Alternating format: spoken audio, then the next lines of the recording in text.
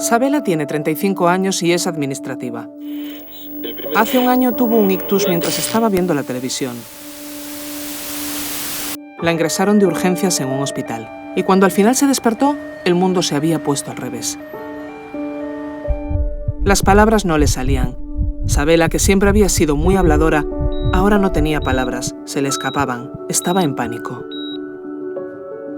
Afonso tiene 64 años y está jubilado. Le gusta conducir.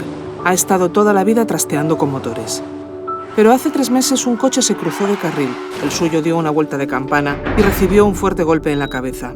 Cuando se despertó, estaba en la UCI, conectado a un par de máquinas y un respirador. Pero Afonso había tenido suerte, estaba vivo. Afonso y Sabela tienen daño cerebral adquirido motivado por causas diferentes.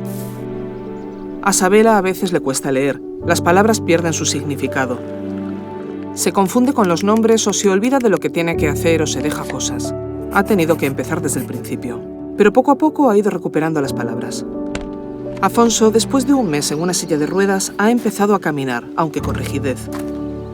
Una parte de su cuerpo tiene problemas de movilidad. Aunque no todas las personas con daño cerebral adquirido tienen los mismos síntomas que Sabela y Afonso. Gracias al apoyo de las familias, las amigas y amigos y las asociaciones de daño cerebral, personas como Sabela o Afonso han podido salir adelante, mejorando su calidad de vida, trabajando la autonomía personal y consiguiendo una mayor inclusión en la sociedad.